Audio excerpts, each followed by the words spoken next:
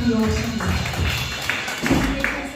Hallelujah, God is good all the time. Kaya nag-iyak-iyak ako pag ibigay ng pagpuri, pasasalamat kasi every second of my life I realize every second of my life is a gift, a grace, a blessing from God. Salamat Lord sa lahat ng mga biyayang pinakaloob mo sa akin, Lord. Lahat, Lord. Tulad ng lagi kong sinasabi, without you, Lord, I am nothing.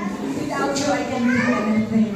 Nung last week po, alam ko po talaga na bawang minuto nga. Pero yung nangyari last week, sa school kasi ako yung pinagkatiwalaan ni Father God na magturo ng FEP.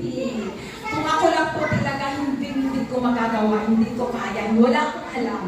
Kaya nagugulat na lang ako yung hindi ko nagagawa ko dahil sa biyaya ng Diyos. Thank you, Lord.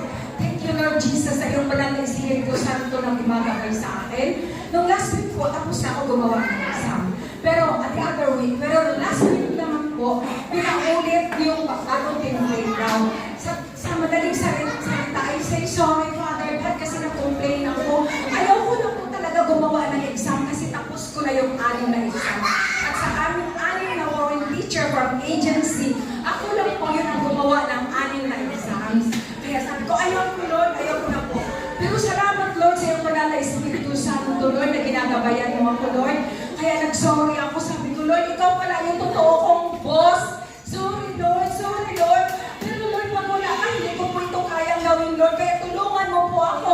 Glory to God in the highest. I give back all the glory to God.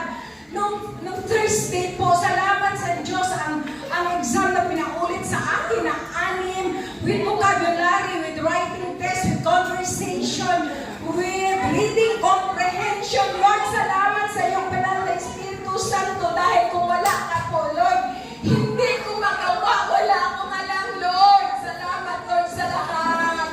Lahat ng papuri, binabalik ko po sa iyo, Lord.